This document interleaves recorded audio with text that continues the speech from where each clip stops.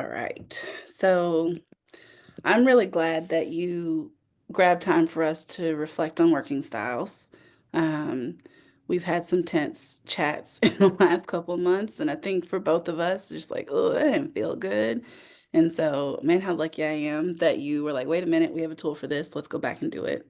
Mhm. I'll name for the purpose of the recording that we actually just had this conversation, and this is a reenactment, but the emotions are still very present. And so it's really cool to talk about this work while we're living it and trying to get it right too.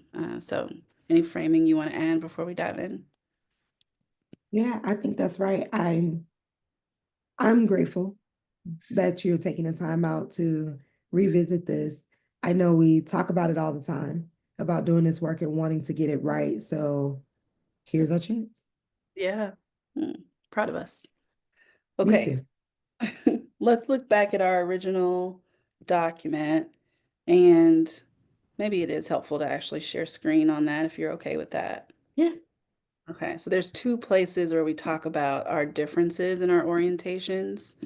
One of them is around the working styles, and the other one is around our personality types. So when I look at this, tell me where you're noticing something around our orientations, or if you'd rather jump down to talking about personality types, I can go there too.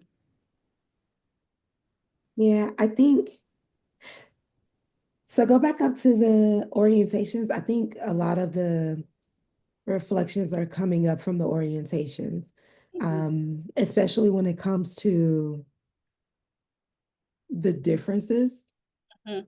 what the major differences that are standing out are coming in. What I'm noticing, or what I'm really learning about myself and have learned over the last few months, I'm spending a lot of time working on training design. Mhm. And I know that that's coming up because when I'm thinking about design, I'm thinking about just like what do learners need? Mhm. What is this progression of just like adult learning design? I'm thinking about it from a psychology standpoint. I'm thinking about it from a coaching standpoint, what goes into it. I'm thinking about it just from like the arc of learning all the way over to the sequence of our training scopes all together. So when I say that, I can't move fast. So I Yeah. know that my momentum orientation is really, really heavy. Yeah. I know that I'm really leaning into deliberate orientation. Mhm. Yeah. I mean, it's very loud that those are our differences, right? Where you're both momentum and deliberate, which means you slowing down means we're going to get it right. And it means my desire to say, we checked this off and this is done, this is decided, this is good enough. It's going to run counter with how you feel often. And I think I'm totally fine with us approaching this differently. I love all those layers of your expertise that you feel when I'm in a training that you're running, including like the fact that we're doing this video now, right? Like these are your gifts and your skills. What I worry about is where my preferences for approaching my work trickle into expectations that you feel that maybe are there and maybe they're not there. And so I think with the development of the training suite and the pace at which that gets done is a place where I think we are definitely going to hit that. Um, Tell me more about where those things come from for you, just so I can understand why momentum orientation, why deliberate orientation. Where does that come from? Yeah. I'm it's coming from a place of my values, really. My Mhm. values, definitely for sure. Which ones? Growth stands out. Mhm. Um, I want to make sure that when a learner is in the session, they're getting quality learning experiences. Mm. It's not just a typical learning session. It's not the session. I've been in a learning session before where people like, yep, went to this session, that was a complete waste of my time. Or we had this external facilitator come in and they clearly did not spend time learning us, or this content was not useful for us. It didn't Yeah, move the needle. It didn't change the way we operate. It's not changing behavior. I want to make sure that every session that participants come to is meaningful, like it's impactful for them. It's yeah, changing not only the way that they operate, but it's changing their mindset, the way that they're thinking about themselves as a manager, the way that they're thinking about themselves as a leader. yeah. I value that too. We have that in common. Where it likely shows up differently for me is running away from perfectionism orientation, right? As a kid, I got all A's in school, and the one time I didn't, the penalty was like severe. I was just like, wait a minute. I can't have a B. What is this? And it wasn't the intent. It was from a belief in like, girl, you can do better than that. But that's not how I felt it. And so moving into the workplace, no different as a Black woman, like you miss something, it feels loud. And so perfection orientation to me has led me to feel like when I am deliberate in that way, it's not going to change the outcome. You know what I mean? Like there's still something I didn't think of that somebody is ready to tell me about. And so where I've landed for my sanity, I think is like find the good enough bar and hit it and keep going. There's other stuff to Mhm. do. There are other priorities. And I think like I look at momentum from a lens of this one little nugget that I got from the session is progress versus every single point in the session was something for me. I think I just see that differently. I see value in the way you're doing it, and that's why you're doing it, not me. But I do think like I want to find a balance of you feeling like, I'll just tell a very quick story. My fifth grade class, after my first year of teaching, left me, and then my next class I feel like I killed it. I was like, whoa, like I hate that my fifth graders from last year didn't get this because I know this now. And I had a kid come visit me. His name's Edgar. And he was like, Miss Mackey, we didn't know that. We didn't feel that way. We didn't feel like you did us a disadvantage because you know stuff now that you didn't know before. And so, like, what I loved about that moment was like, my first version was excellent too, but I didn't know that. And so when I'm thinking about giving you feedback that it's done, it's good enough, and you're like, no, I have four lenses I haven't considered yet. And I'm like, it's not coming from a place of your lenses don't matter. It's more so like, friend, do you know this is already excellent? And yes, in the next round of iterations, if you were to add that psychology lens or that arc lens, this will be over the top. But I just don't know if you hear me when I'm saying like, it's excellent right now.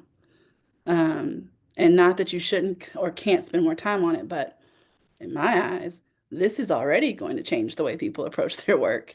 And so just wanting you to feel affirmed, and I don't think that's coming across. And I'm like, I think we can move on from this. And you're like, I don't think so yet.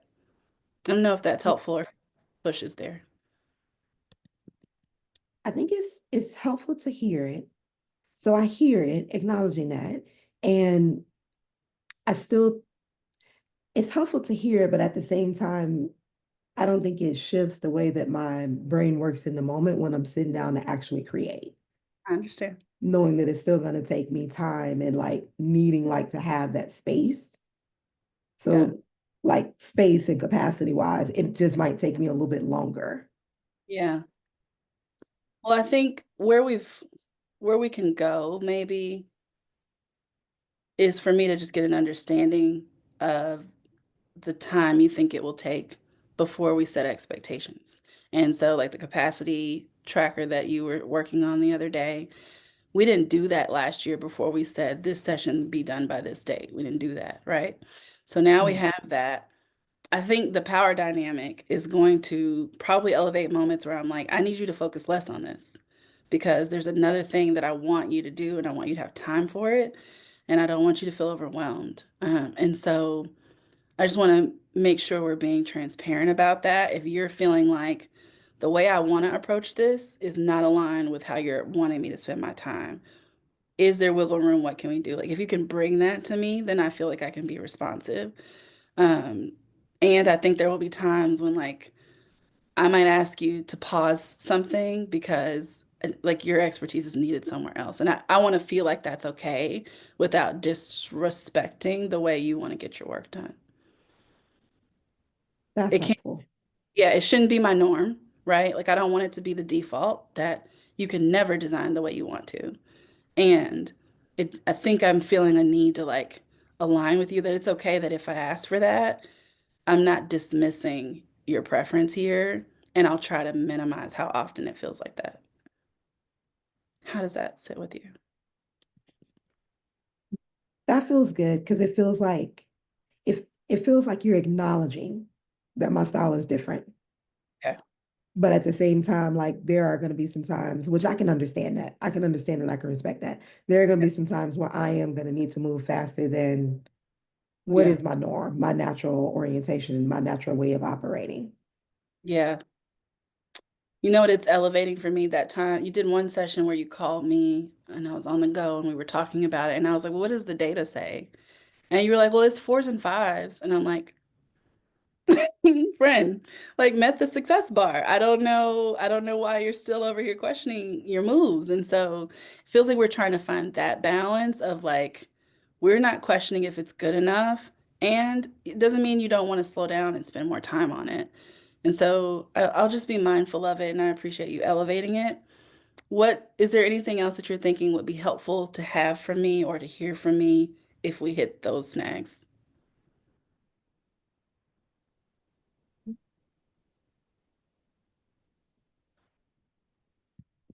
Probably just us coming back to it again and being able Okay. to have conversations like this, to being able Okay. to talk through it again. Mm, I like that. Let's do it whenever we do a zoom out. I feel like those things need to go I hand. like that. Okay. Because we're talking about the like, this is going well, this is going fast enough, or even some spaces where you're like, I don't feel like I'm getting enough done. I'm affirming you, but we aren't making any connections to this. And so we're not also clarifying where there's an expectation where I released that other thing I wanted you to do because I know you want to slow down and spend more time here. Like I don't want those things to feel so separate. And maybe that's the place where we combine like Yes. empathy and impact. Like not to be corny, but Yes. it feels like we could have been talking about this more often. I agree. Okay. Is there anything else that would be helpful to have from me? No, this was good.